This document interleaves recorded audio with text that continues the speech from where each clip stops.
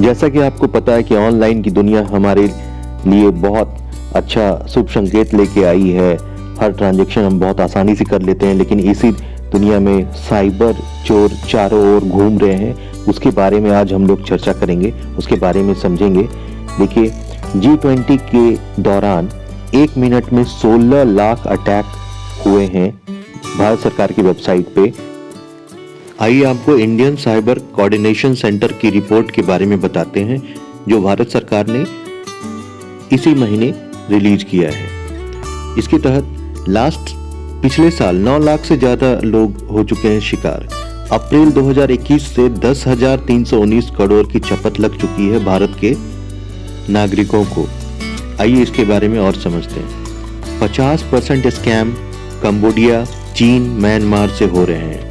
Cyber अपराधी देश के बाहर से भी हमला कर रहे हैं। अब तक 10% पैसों की रिकवरी हुई है, जो कि बहुत कम है, और उनमें से भी वो पैसे भी आज तक पीड़ित को वापस नहीं मिल पाए हैं, जो कि भारत के नागरिकों के लिए बहुत दुखद बात है।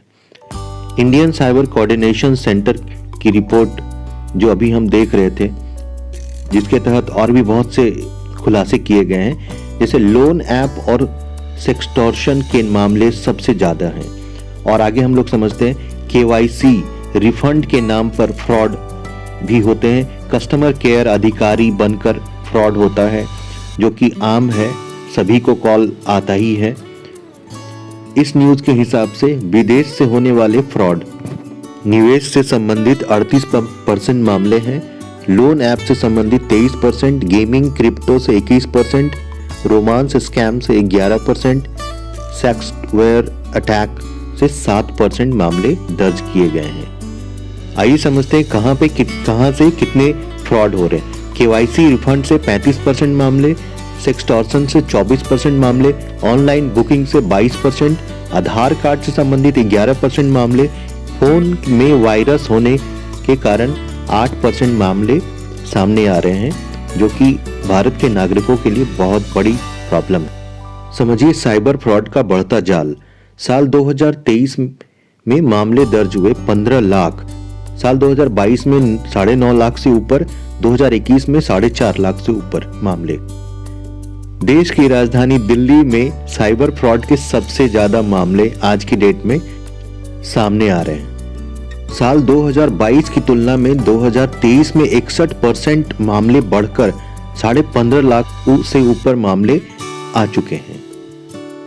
3 साल में 29,74,000 मामले दर्ज हुए हैं।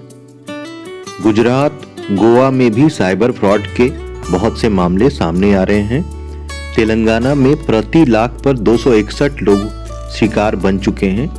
आगे और भी कई राज्यों के बारे में अभी देखेंगे, जैसे हरियाणा में भी मामले सामने आ रहे हैं। हरियाणा में प्रति लाख पर 381 लोग शिकार हुए हैं। देश की राजधानी का हाल, देश में प्रति लाख पर 755 लोग शिकार हो चुके हैं। आप ये जानकर चौंक जाएंगे कि हेल्पलाइन नंबर 1930 पर हर रोज 50,000 कॉल्स आते हैं। पिछले 3 सालों में साइबर क्राइम का ग्राफ देखा जाए तो 113% से ज्यादा का इजाफा हो चुका है। आपको जान के हैरानी होगी कि 1 लाख लोगों पर 129 शिकायतें दर्ज हो रही है। मतलब 1 लाख लोगों को जब ठगा जा रहा है तो शिकायतें सिर्फ 129 हो रही हैं, जो कि बहुत बड़ी चिंता का विषय है।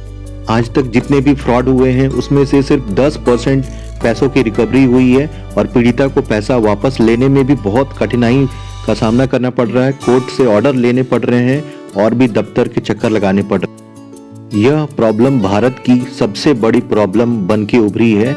इसके लिए RBI और MCA को भी शामिल किया जा रहा है। एक नया संगठन बनाया जा रहा है, अथॉरिटी बनाई जा रही है, जिसमें वित्त मंत्री की बैंकों के साथ बैठक में चर्चा हुई है इस बारे में। और यह नियम या लॉ बहुत जल्दी बनने जा रहा है। देश में साइबर अथॉरिटी बनाने पर विचार किया जा रहा है। दूसरे न्यूज चैनल के हिसाब से सरकार का साइबर अथॉरिटी बनाने पर जोर, तेजी से बढ़ते साइबर फ्रॉड पर कसेगी लगाम। साइबर स्पेस में व्हाइट कॉलर क्राइम की मॉनिटरिंग होगी। साइबर फ्रॉड का जाल, सरकार ने लिया एक्शन। 2800 से अधिक वेबसाइट ब्लॉक, फ्रॉड से जुड़े 595 ऐप ब्लॉक किए गए हैं। 2,95,000 से अधिक सिम भी ब्लॉक किए गए हैं, जो कि एक अच्छा कदम है सरकार द्वारा जो लिया गया है। रोजाना 50,000 कॉल्स आते हैं, फर्जी कॉल्स, लेकिन दर्ज होते हैं सिर्फ 5,000 ही मामले। हाल के दिनों में bank of Baroda, UCO bank में भी साइबर फ्रॉड के मामले सामने आ चुके हैं। पिछले 20 महीने में 9 लाख लोगों से ठगी हो चुकी है। लोगों को 10,300 करोड़ की चपत लग चुकी है। सिर्फ 1127 करोड़ की हो पाई रिकवरी। भारत सरकार द्वारा जो नई अथॉरिटी बनाई जा रही है, उसमें किसकी होगी भागीदारी? Home minister, telecom ministry, RBI, corporate मंत्रालय, वित्त सेवा, ये सारे डिपार्टमेंट, ये सारे विभाग उस अथॉरिटी में शामिल होंगे। सभी पे दायित्व होगा। अगर ये होता है तो भारत के निवेशकों का पैसा, भारत के गरीबों का पैसा या जो कॉर्पोरेट हैं सभी का पैसा सुरक्षित रह सकेगा। साइबर सुरक्षा से जुड़े कुछ अन्य तत्व को समझते हैं। भारत सरकार एक नई अथॉरिटी बना रही है और एक स्ट्रिक्ट लॉ लेकर आ रही है। ज्यादातर मामले फोन कॉल के द्वारा हो रहा है, जो कि फेक सिम अलॉटमेंट के कारण हो रहा है। तो टेलीकॉम कंपनियों का भी अथॉरिटी में शामिल होना फेक सिम कार्ड अलॉटमेंट में रुकावट होगा। साइबर सुरक्षा के मामले में आम जनता को भी अवगत कराया जाएगा। साइबर अथॉरिटी बनाने के लिए भारत सरकार पहले से मौजूद 4 नियमों को, 4 लॉ को बदल सकती है। यह सुप्रीम कोर्ट के एडवोकेट द्वारा कहा गया है। अब आइए समझते हैं कि किस किस तरह की प्रॉब्लम भारत सरकार को आ रही है या नियम बनाने में आएगी। आज की तारीख में भारत साइबर फ्रॉड की सबसे बड़ी मंडी बन चुका है। साइबर फ्रॉड के पीड़ित के पास कानूनी जानकारी की कमी, साइबर अपराधी को फर्जी सिम आसानी से अलॉट हो जाना, साइबर अपराध हो जाने के बाद पैसे का एक बैंक से दूसरे से तीसरे, तीसरे से चौथे बैंक में शिफ्ट हो जाना, या एक शहर से दूसरे शहर या एक राज्य से दूसरे राज्य में पैसे का शिफ्ट हो जाना। अगला प्रॉब्लम है क्रिमिनल का लोकेशन। शुरुआत में साइबर अपराधी किसी खास जगह से ऑपरेट किया करते थे, लेकिन आज की डेट में पूरे देश भर में इनका जाल फैल चुका है। अब AI आने के कारण साइबर फ्रॉड के मामलों में बढ़ोतरी होने की संभावना है। आम नागरिकों के लिए सबसे बड़ी प्रॉब्लम है साइबर अपराध होने के बावजूद भी FIR का दर्ज ना होना। भारत सरकार मतलब केंद्र सरकार और राज्य सरकार के बीच समन्वय का ना होना भी बहुत बड़ा प्रॉब्लम है। और अभी तक के सबसे बड़े प्रॉब्लम के बारे में अगर कहा जाए तो जितने भी फ्रॉड होते हैं उसमें से सिर्फ 10% रुपए की रिकवरी होती है, और वो 10% रुपए उन पीड़ितों तक पहुंचने में बहुत से सरकारी पचड़ों से उन्हें गुजरना पड़ता है, कोर्ट से ऑर्डर लेने पड़ते हैं, तब जाके उन्हें वो पैसा मिल पाता है, जो कि बहुत बड़ा प्रॉब्लम है। इसी कारण से भारत सरकार जो नई अथॉरिटी बना रही है, आशा करते हैं उस अथॉरिटी से निवेशकों का पैसा, सभी गरीबों का पैसा बच सके, सुरक्षित रह सके। कुछ महत्वपूर्ण हेल्पलाइन नंबरों के बारे में समझते हैं, जैसे 1930 1930। सोशल मीडिया पे अगर आपको कोई धमकी दे रहा हो, कोई गाली ग्लॉज कर रहा हो, परेशान कर रहा हो, आप इस नंबर पे कॉल कर सकते हैं, या साइबर अपराध से जुड़े किसी भी मामले को दर्ज करने के लिए इस नंबर पे आप कॉल कर सकते हैं। अगला नंबर है 1973। यह नंबर रोड सेफ्टी के लिए बनाया गया है। किसी भी तरह के एक्सीडेंट के मामले को आप दर्ज करना चाहते हैं, रिपोर्ट करना चाहते हैं, तो रोड सेफ्टी के लिए इस नंबर पे कॉल कर सकते हैं। अगला नंबर है 1915।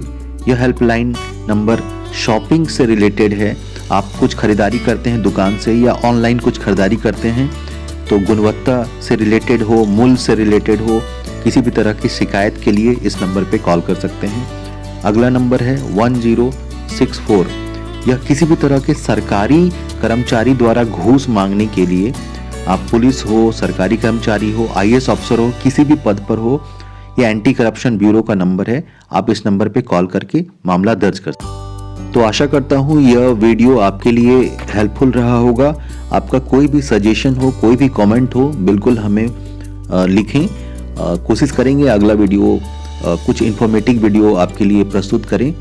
आपको यह अगर वीडियो अच्छा लगा हो तो प्लीज़ अपने फ्रेंड्स फैमिली को शेयर कर सकते हैं, लाइक करें हमारे वीडियो को, हमारे चैनल को सब्सक्राइब करें। हमारा कॉन्टैक्ट नंबर, हमारा मेल आईडी, हमारे वेबसाइट का डिटेल्स हमारी वीडियो में मिलेगा। आप हमें कभी भी कांटेक्ट कर सकते हैं।